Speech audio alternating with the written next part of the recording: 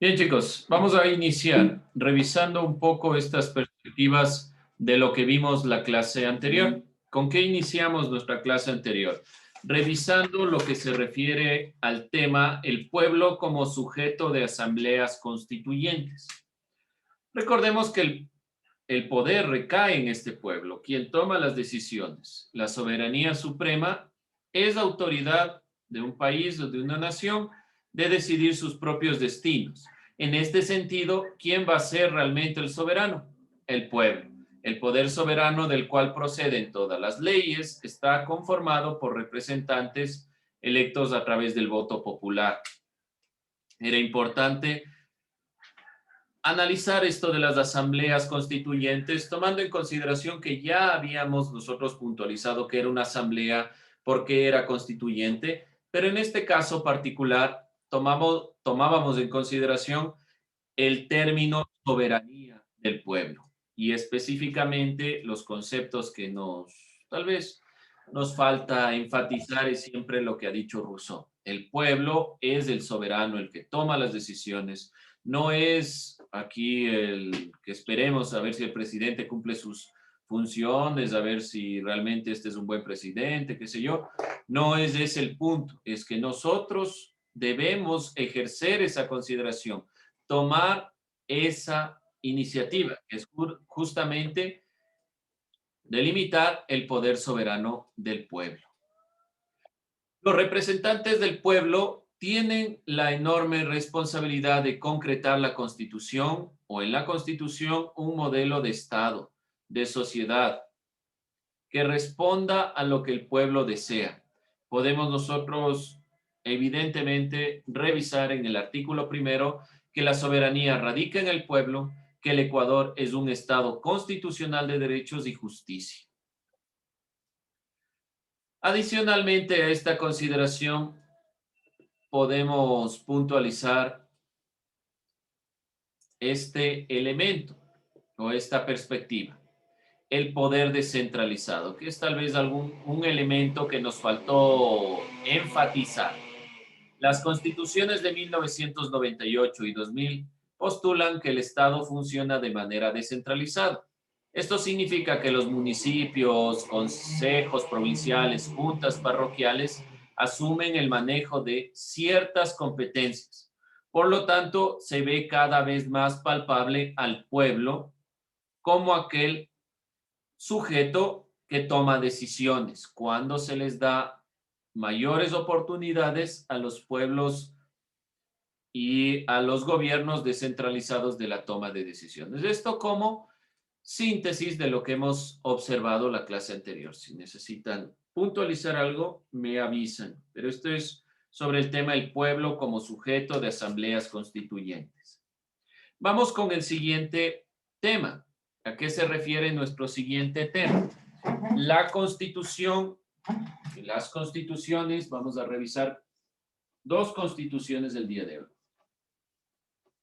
La Constitución de 1830 y la de 1861.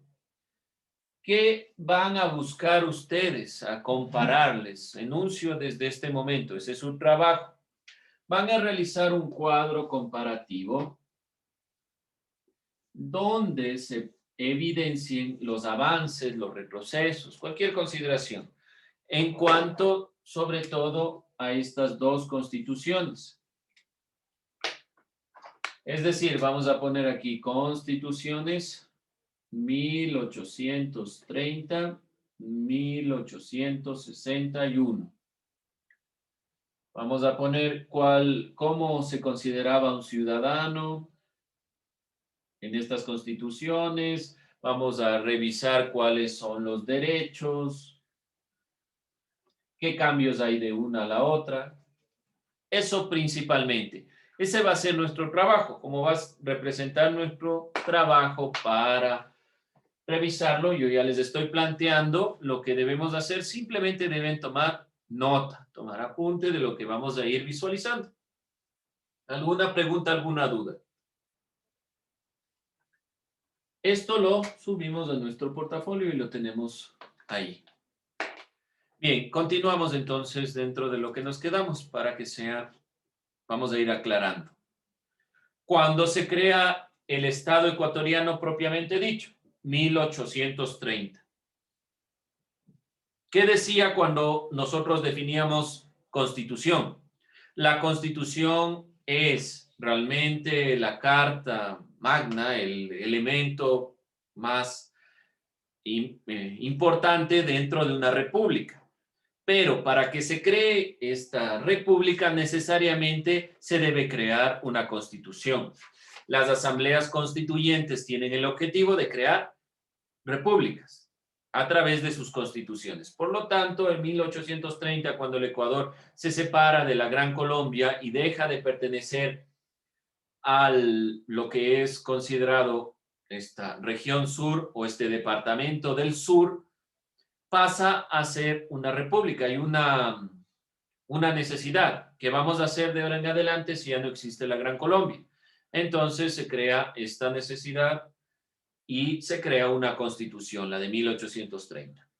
La constitución de 1830 solo priorizó a un grupo. Nace como un proyecto de los criollos. Esto no olvidarse lo que se está planteando aquí. La constitución de 1830 nace como un proyecto de los criollos. Los criollos crearon este proyecto en base a sus intereses, a su ideología netamente conservadora y excluyente. No olvidarse de esta consideración. Asimismo, el primer presidente del Ecuador, Juan José Flores, es un presidente que estuvo a cargo de la región sur, del departamento del sur en la Gran Colombia y se lo instaura como presidente, simplemente por esta consideración. No hubo votación, no hubo elección, sino que como estaba a cargo del departamento del sur pasa a ser el presidente y tampoco era parte o pertenecía dentro de nuestro territorio. Todos sabemos de dónde proviene este personaje venezolano. Nace con esta perspectiva. Requisitos exigidos para ser ciudadano en la Constitución de 1830. Ser hombre, mayor de 21 años, o si no se era mayor de 21 años, se debía estar casado. Poseer una propiedad con valor de 300 pesos. Ejercer su profesión o industria útil sin sujeción a otro. ¿Qué significa sin sujeción a otro? Específicamente que no podía ser un sirviente, doméstico, un jornalero, alguien que dependa de alguien más.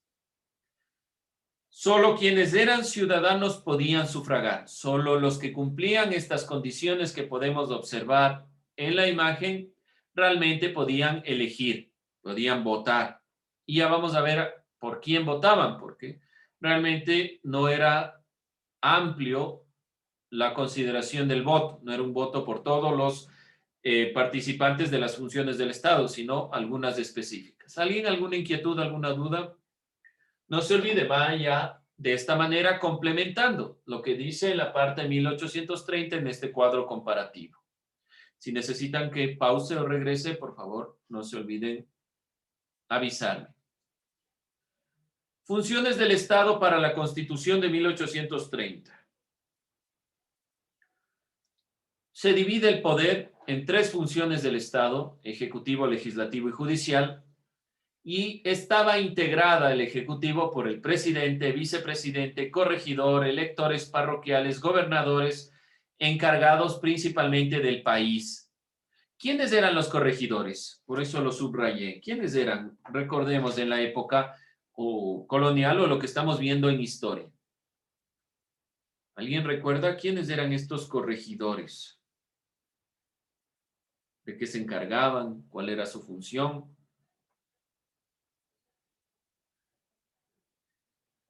¿Opiniones? ¿Quiénes eran estos corregidores? Si no, busquémoslo nuevamente. Así vamos recapitulando algunos conceptos. Corregidor, ¿quiénes eran?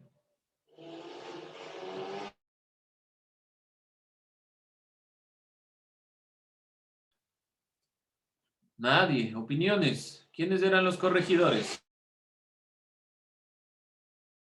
Era como un tipo único alcalde que tenía fines administrativos y judiciales? Ya era, bueno, digámoslo así, algo como un alcalde.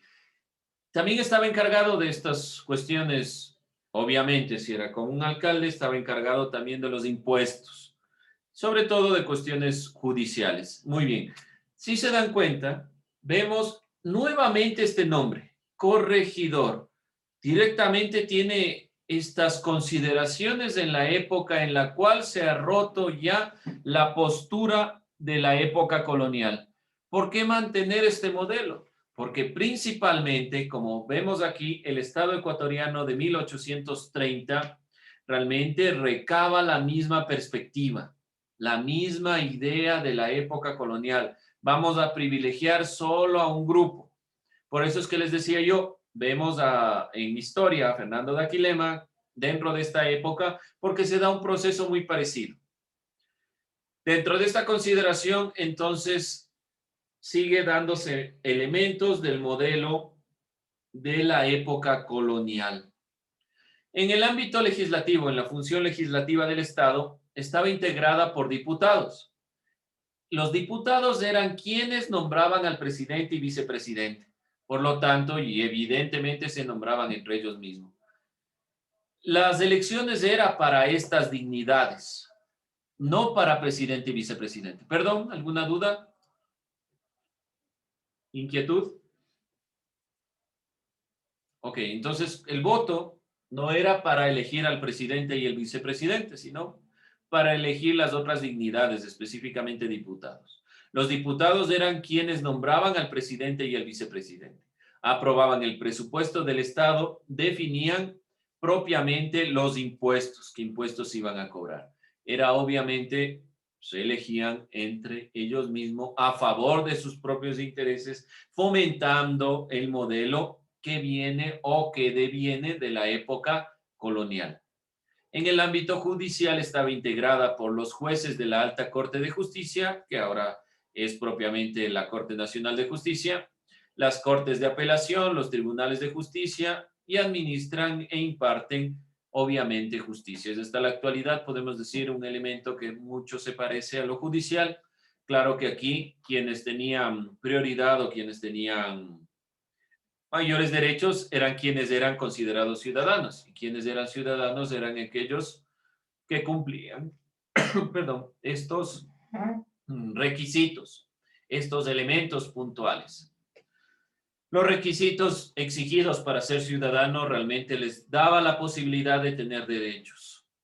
Los derechos eran solo para un grupo. Tanto mujeres, niños, adolescentes, indígenas, afrodescendientes, montubios, mestizos o blancos pobres no eran considerados ciudadanos. Se dejaba de ser ciudadano por ser deudor del Estado, por tener una causa criminal, por que a un deudor haya fallado, no haya pagado, por diferentes elementos ligados a esta perspectiva. Como observamos, lo que más les interesaba en esta parte de la época republicana del Ecuador era el estatus social y lo económico. Y el Estado se conformó en base a este criterio. Vamos a ver la Constitución de 1861. No quiere decir que no hayan habido reformas ni otros procesos entre 1830 y 1861. Pero esta Constitución es sumamente importante. Para 1861, el gobierno era de Gabriel García Moreno. Se elaboró una nueva Carta Magna Constitucional donde el Ecuador se proclamó República Soberana, que significa que era libre e independiente de tomar decisiones sin injerencias extranjeras. El Ecuador tenía una soberanía propia. Además, Gabriel García Moreno fomentó la identidad nacional. Generó un proceso en el cual la nación sea una sola. ¿Qué división existía? Principalmente la división que siempre se ha venido dando en el proceso del Ecuador. División entre la sierra y la costa, entre las regiones. Gabriel García Moreno quería tener una identidad propia del Ecuador y sobre todo tener un proceso en el cual el Ecuador tenga una identidad que sea solo de esta nación y que no sea una intersección ni de la Gran Colombia ni de las perspectivas de repúblicas externas. También incentivó la modernización del Estado, conectó el país para dinamizar la unidad nacional, es quien comienza con el impulso de las carreteras para unir sierra y costa, que luego con la incursión del ferrocarril con Eloy Alfaro será uno de los grandes impulsos que unifican el país. Pero quien comienza con esta perspectiva es principalmente Gabriel García Moreno. A Gabriel García Moreno le interesó mucho la relación del Estado con la Iglesia y a la Iglesia le dio una tarea sumamente importante. La Iglesia Católica se consideró como la institución fundamental a cargo de la educación pública.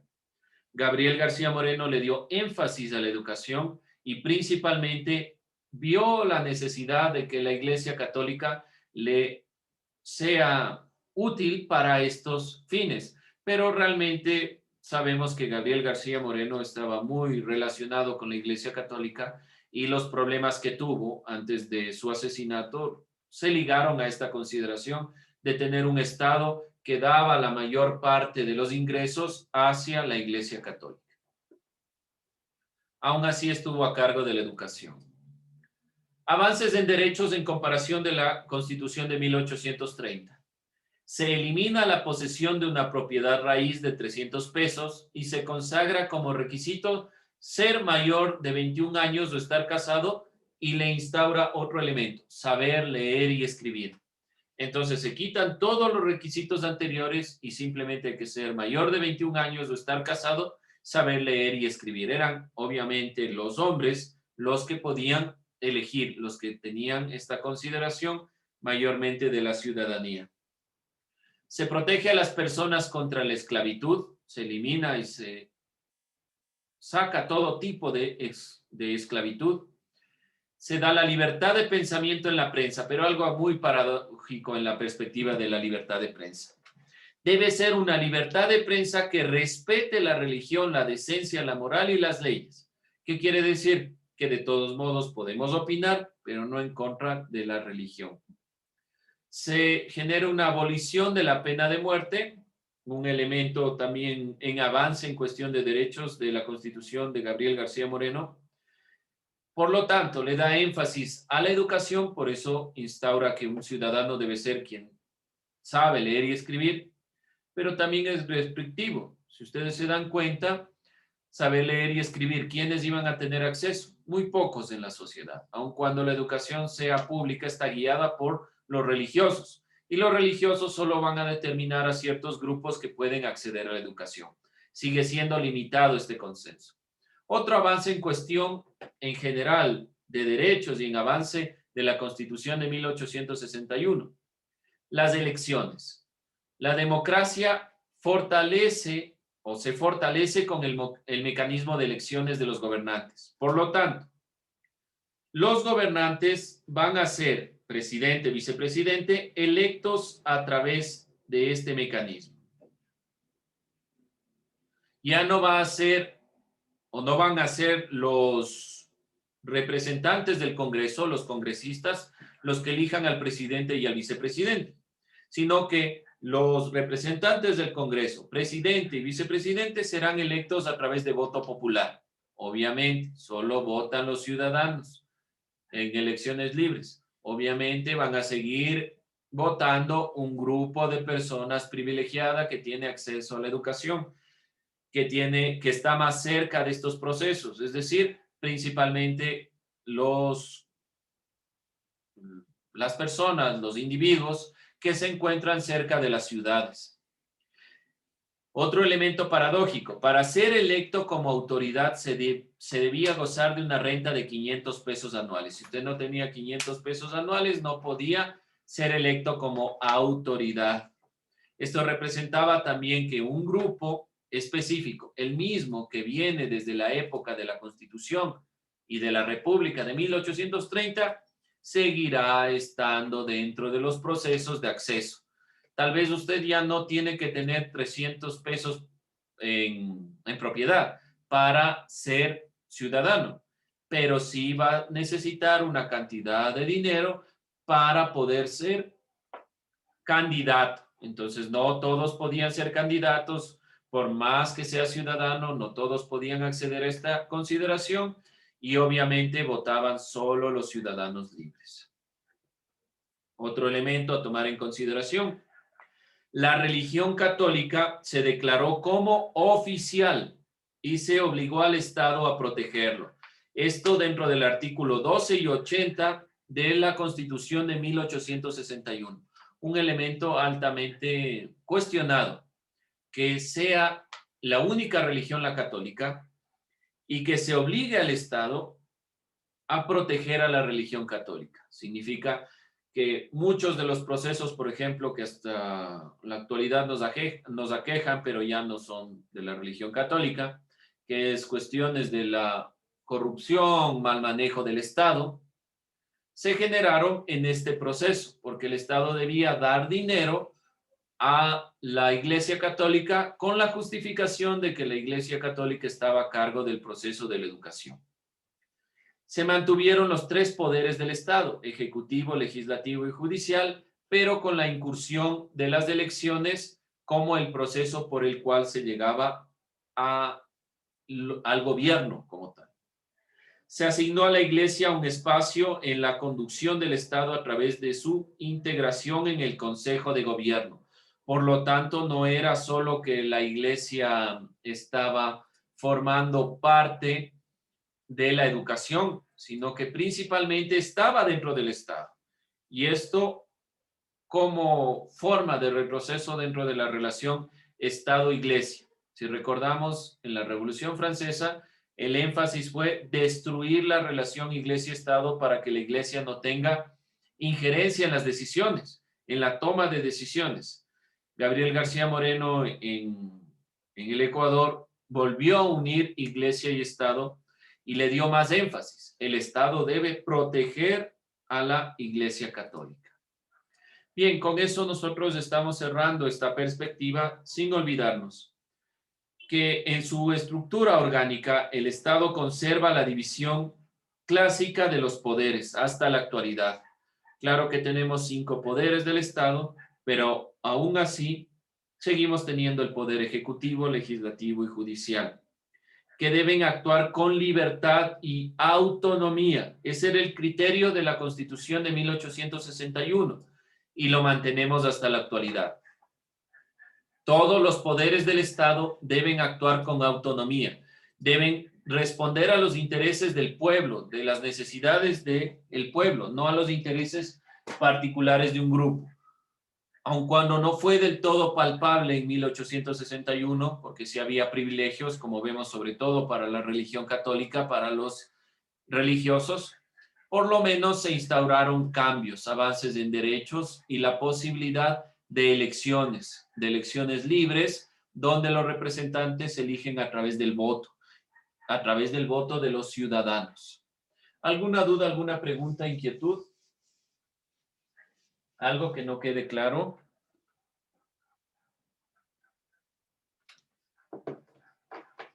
No se olvide entonces realizar este cuadro comparativo tratando de enfatizar los elementos que hemos visto en clase 1830, 1861.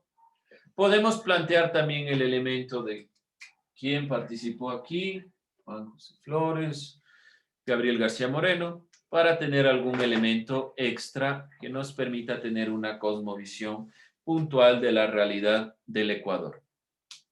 Nada más, no hay dudas, inquietudes. Con eso cerramos esta clase.